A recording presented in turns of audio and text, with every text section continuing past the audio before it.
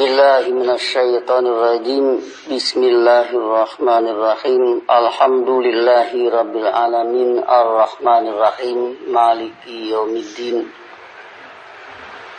Iyyaka na'budu wa iyyaka nasta'in. Ihdinas siratal mustaqim. Siratal ladzina an'amta 'alaihim ghairil maghdubi 'alaihim waladdallin. Asyhadu an la ilaha illallah wahdahu la syarikalah wa asyhadu anna Muhammadan abduhu wa rasuluh. Allahumma shalli ala nabiyyina Muhammadin wa ala alihi wa sallim. Amma ba'du, ayyuhan nas, usikum wa iyaya bitaqwallah faqad fazal muttaqun. Sidang Jumat yang saya hormati, dalam rangka wasiat bertakwa pada saat ini, mari kita mulai dari surat Zumar, surat 39 ayat 2 dan awal ayat 3. A'udzubillahi minasyaitonir rajim. Bismillahirrahmanirrahim. Inna anzalna ilaikal kitaba bil haqqi fa'budillaha mukhlishan lahuddin. Ala lillahi dinul khalis. Sesungguhnya kami telah menurunkan kepada Anda satu kitab, atau sesungguhnya kami telah menurunkan satu kitab menjadi sunnah Anda secara objektif ilmiah. Maka hidup mengabdilah menurut ajaran Allah, mukhlishan lahuddina. Patahnya ini menjadi hal, kata keadaan dari Anda yang disuruh hidup mengabdi menurut ajaran Allah, sehingga kita terjemahkan, maka hidup mengabdilah menurut ajaran Allah dengan sikap memurnikan tataran hidup menurut ajarannya.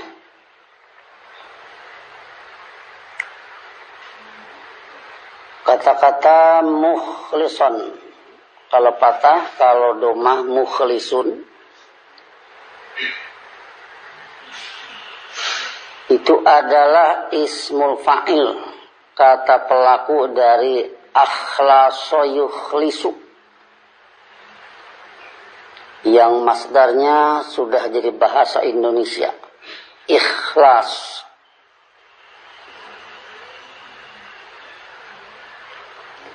Ikhlason,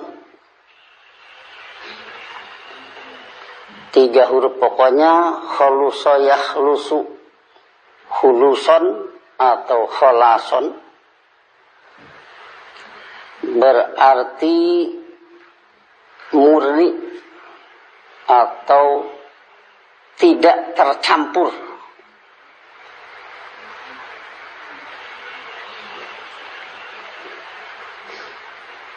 Tentu murni atau tidak tercampur ini kita ingat dengan bahwa kebijakan Allah itu tidak pernah tercampuri dalam hal mencipta, berikut mengatur alam semesta.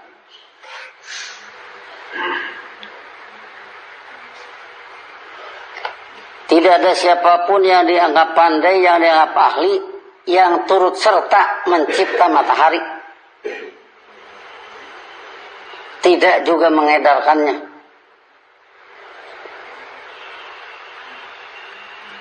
Kalaupun kita menanam jagung, ya kita hanya meletakkan di tanah.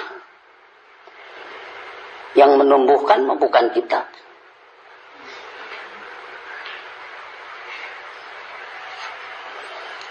Antum tazra'unahu am nahnu zari'un. Apakah kalian yang menanamnya atau kami yang menanam?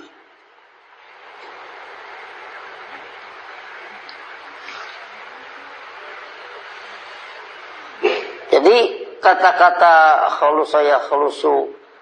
huluson atau kholason berarti murni atau tidak tercampur.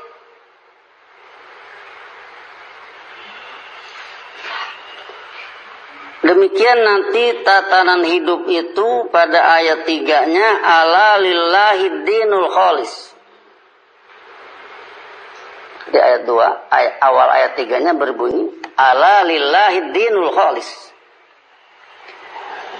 Ketahuilah menurut ajaran Allah lah tatanan hidup yang murni.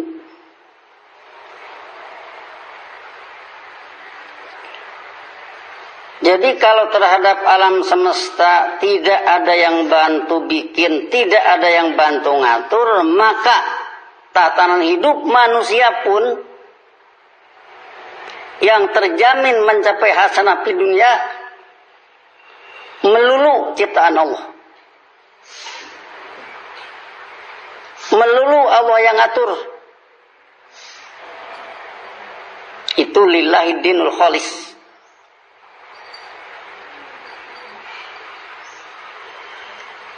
Tidak ada naturalis yang ikut ngatur, baik itu makroatomisme ataupun mikroatomisme yang menjadi liberalisme atau kolektivisme.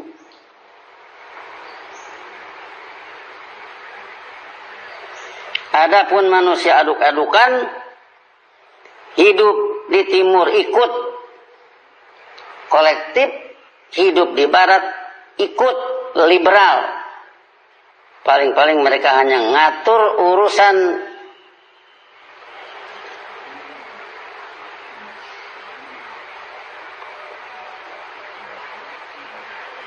penataan yang menyangkut masalah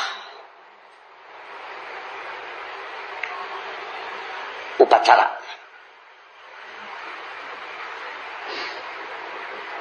Adapun hidup yang ngatur adalah liberal dan kolektif. Jadi ala lillahi dinul kholis, kita sudah mempelajari kamusnya. Din sama dengan tadbir.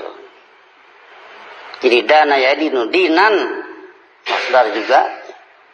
Dabbar yudabbiru tadbiran juga masdar yang berarti mengatur. Jadi din sama dengan pengaturan. Al kholis yang murni, tidak tercampur oleh doktrin-doktrin lain.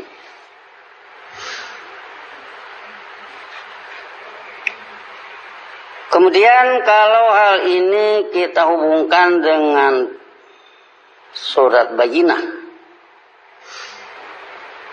Ayat pertama berbicara yang bersikap negatif. Lam yakunil ladzina kafaru min ahlil kitabi wal musyrikina munfakina hatta ta'tiyahumul bayyinah. Pokok kalimat alladzina kafaru terdiri dari ahlul kitab wal musyrikin. Kalimatnya kalimat negatif, lam yakun.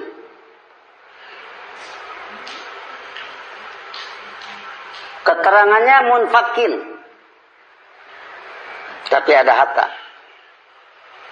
Jadi berarti kalimat negatif jadi positif karena ada hatta. Munfakir secara kamus infakka yanfakku infikakan berarti infasola yanfasilu infisolan. Terpisah. Munfakina asalnya munfakikina. Munfakikina jadi munfakina. Jadi munfasilina, terpisah. Hatta ta'tiyahumul bayyinah, semula mereka menanggapi bayyinah, Rasulun minallahi yatlu suhufan mutahharah, menanggapi ajaran Allah menurut sunnah Rasul, selanjutnya mereka terpisah.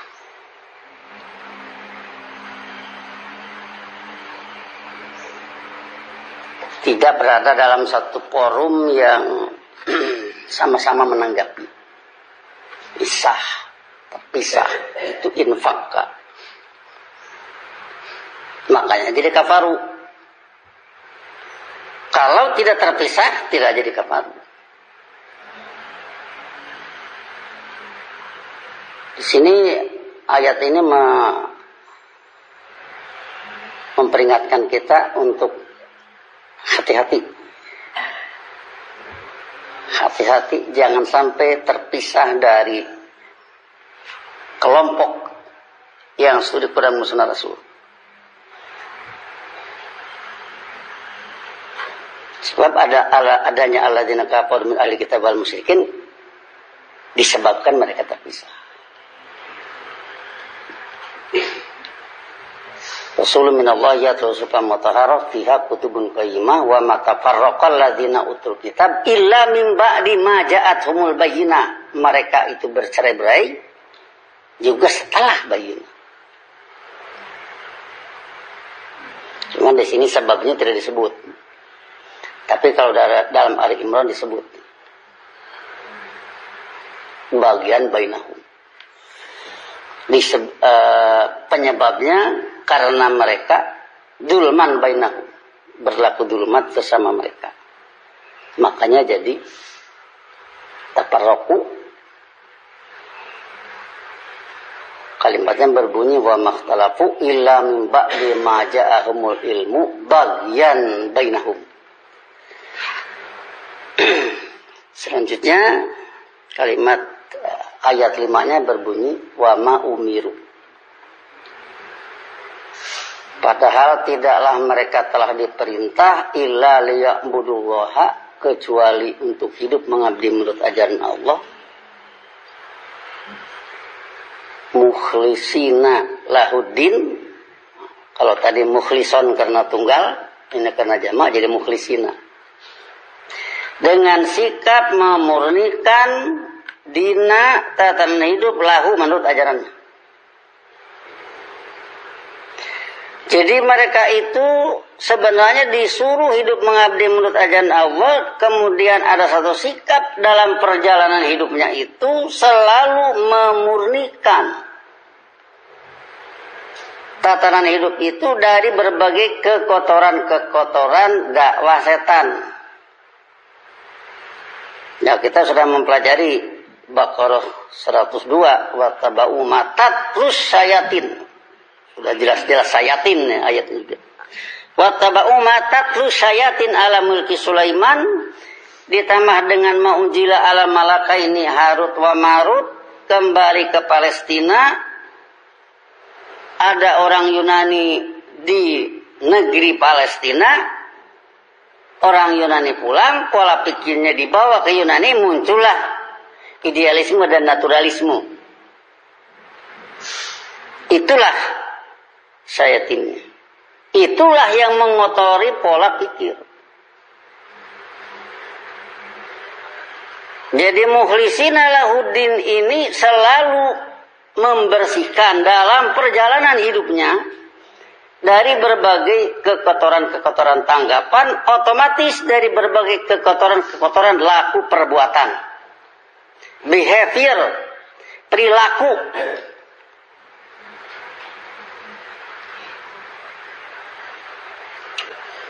Tetapi kalau hal ini dihubungkan dengan surat Hijr, surat 15 ayat 39 dan 40,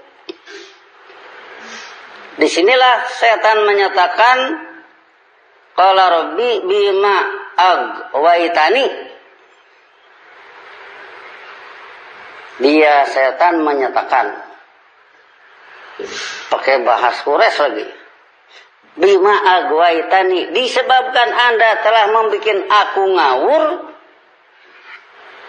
La uzayyinanna lahum fil ardi, benar-benar aku akan menghiasi laku perbuatan mereka di permukaan bumi wala ughwiyannahum ajmain, serta benar-benar aku akan membikin mereka ngawur seluruhnya. Enggak ada yang disisakan. 39, tapi ayat 30. Illa, masih omongan setan, illa ibadaka minhumul mukhlasin. Kecuali dari mereka, minhumnya dulu ya. Kemudian kalimat pengecualian, ibadakal mukhlasin. Kecuali dari mereka abdi-abdi kehidupan menurut ajaran Anda yang dimurnikan.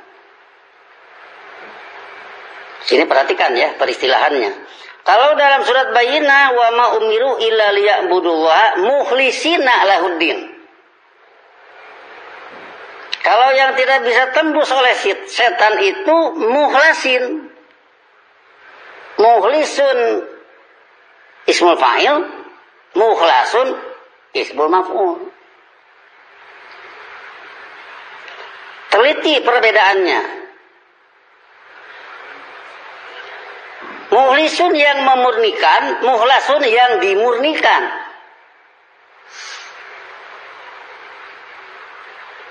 Kalau kita ibaratkan orang mandi, mukhlisun itu yang mandi, yang membersihkan badan. Mukhlasun itu yang dibersihkan. Apa misalkan di sini yang jadi masalah? Orang yang membersihkan itu bisa bersih, bisa tidak. Kalau kita mandi, misalkan mandi, badan belepotan dengan cat, kita kasih sabun misalkan, ya nggak luntur lah sabun. Harusnya dengan bensin atau thinner baru bisa luntur. Jadi kita bisa membersihkan badan tapi tidak bersih. Tapi kalau mukhlasin itu sudah berhasil. Jadi dengan peristilahan ini maka yang setan tidak mampu itu, kalau istilah bahasa Sunda mah nuteterak ke setan teh mukhlasin, bukan mukhlisin. Mukhlisin itu memurnikan, mukhlasin dimurnikan. Jadi berarti yang berhasil murni itulah yang tidak bisa tembus oleh setan. Maka dengan demikian bagi yang melakukan mukhlisin, sikap memurnikan belum terjamin. Tapi kalau sudah berhasil dimurnikan, nah itulah yang tidak tembus oleh setan. Jadi kesan kepada kita benar-benar memurnikan itu yang murni. Benar-benar memurnikan yang berhasil murni berarti harus benar-benar dengan yang bisa memurnikan, dan tidak bisa memurnikan kecuali ajaran Allah, objektif menurut sunnah Rasul. Yang metodis, yang sistematis, yang analitis dan objektif. Itu yang bisa memurnikan. Sehingga kalau kita menggunakan bahasa Indonesia, kita harus bekerja dengan ikhlas. Kalau diterjemah dengan Quran, kita harus bekerja dengan upaya pemurnian. Kita harus mengajar dengan ikhlas. Kita harus mengajar dengan upaya pemurnian. Selama mengajar, ada upaya pemurnian dari berbagai kekotoran-kekotoran. Sebab bisa saja dimulai a'udzubillahi minasyaitonir rajim, bismillahirrahmanirrahim, di tengah-tengah ada bisikan. Tuh orang, tuh lihat tuh, menghina kamu. Nah, timbullah marah misalnya. Yang seharusnya wasbir alam mayakulun, jadi timbul marah. Itu dalam perjalanan bisa begitu. Jadi selama harus terus memurnikan. dalam perjalanan mengajar, dalam perjalanan belajar, tidak henti memurnikan dengan ikhlas kalau pakai bahasa Quran. Tapi mungkin kalau tidak pakai bahasa Quran ya dengan ikhlas saja begitu. Sudah maklum cuman kurang kualitas. Sebab akhlasu yukhlisu itu memurnikan, ikhlason pemurnian, usaha memurnikan.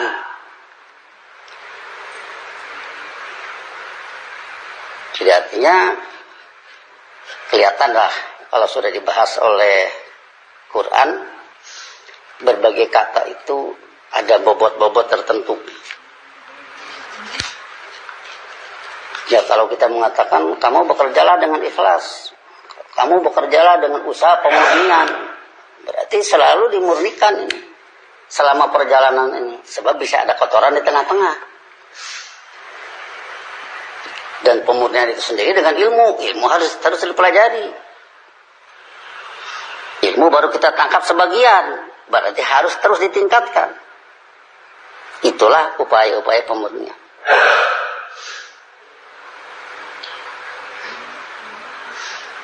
Inilah saya kira permasalahan yang perlu kita perdalam, sehingga dengan demikian kembali kepada wa ma arsalna mir rasulin illa bilisani qaumi yang Jumat yang lalu saya sampaikan. Tidaklah kami mengutus seorang rasul pun kecuali dengan bahasa kaumnya liyubayyana lahum, guna dia memberi rangkaian keterangan ilmiah pada mereka.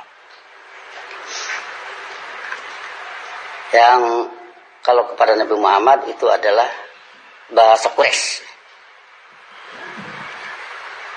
Kalau kepada Nabi Ibrahim ya bahasa itu juga, cuman nama Quraisy di saat itu belum ada tentunya. Tapi bahasanya seperti itu. Sehingga Allah dalam mengajarkan ilmu pakai bahasa tidak pinjam bahasa. Allah bikin sendiri, dan bahasa itu tidak pernah dirubah sampai akhir zaman. Sehingga siapa yang mau kembali ya tinggal ambil pelurus, ambil ilmu, itu yang meluruskan.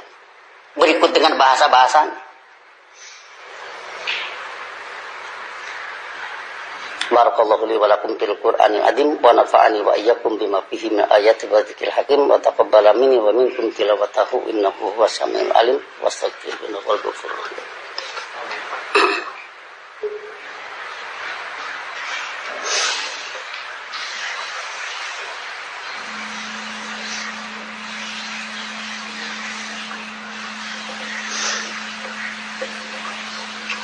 Alhamdulillahilladzi nazzala al-furqana ala 'abdihi liyakuna lil 'alamina nadhira.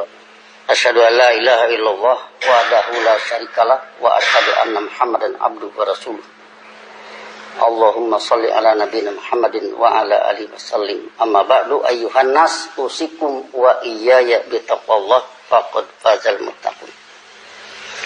Sidang Jumat yang saya hormati, selanjutnya kita pertajam dari segi rekayasa Allah, bahwa adanya Quraisy yang menjaga kemurnian bahasa, rekayasa siapa kecuali Allah. Sebab Allah ingin menyelamatkan manusia ini dengan ajaran ilmunya, berikut dengan peralatan.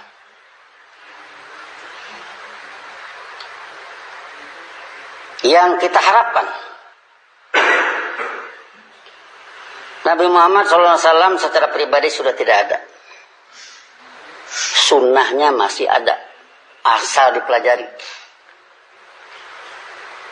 Inna nahnu nazalna dzikra wa inna lahu lahafidun, sesungguhnya kami telah menurunkan Quran sebagai pembinaan kesadaran. Wa inna lahu lahafidun, dan sungguhnya kamilah yang menjaganya. Jadi di sini kita berharap Kalau Nabi Muhammad SAW berikut para pendukungnya waladina ma'ahu, Allah selamatkan dengan turunnya ayat Quran, memakai bahasanya bahasa Quraisy. Quraisy sebagai satu bangsa yang menjaga kemurnian bahasa, tapi kemudian bahasa tidak menjamin makna, tetap harus diluruskan dengan ayat-ayat Quran. Untuk itu maka kita yang hidup di zaman ini, dari mana modal kita? Kita hanya mengharap semoga berbagai tulisan, berbagai pelajaran yang sampai ke telinga kita, itu di dalamnya ada bahasa Quraisy melalui jalur manapun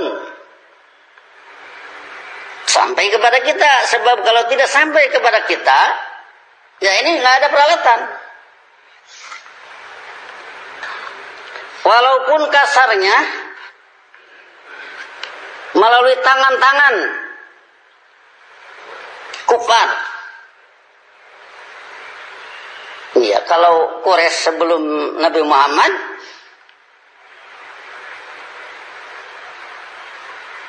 sebelum Nabi Muhammad mereka menyebut Al-Amin.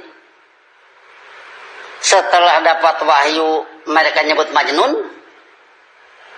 Itu Quraisy juga yang ngomong. Tapi mereka di satu segi menjaga kemudian bahasa.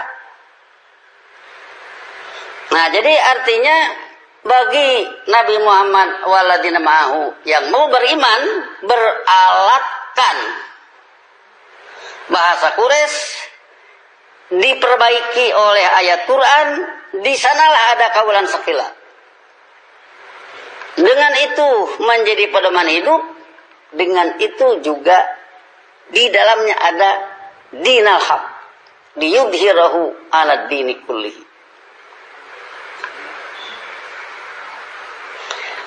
Kalau kita baca Munjid, itu yang nulis Louis Ma'luf, di mana dicetak Al-Matba'atul Katolikiyah, percetakan Katolik.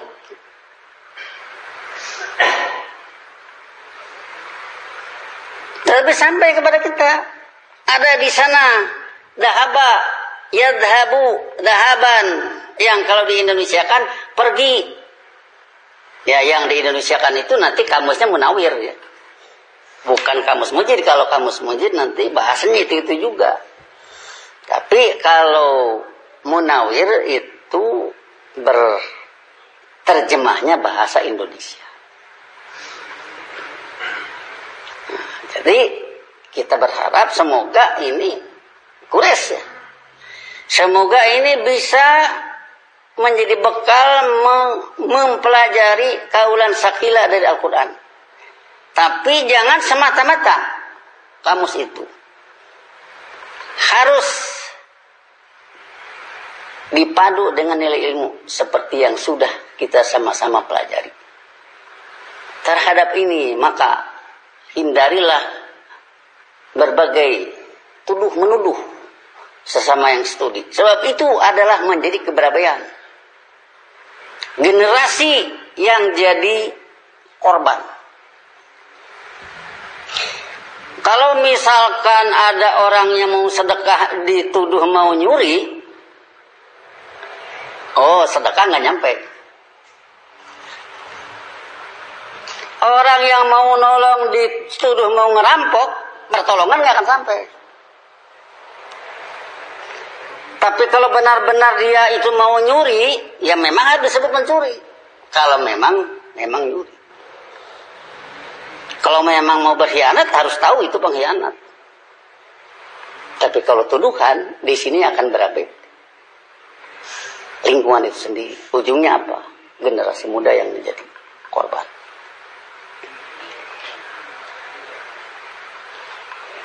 Kita selalu berbicara, kalau anak-anak ngomong itu bukan kata, itu kalimat. Mau ngomong Sunda, mau ngomong Melayu, mau ngomong Batak, mau ngomong Jawa, semua itu kalimat. Bukan kata.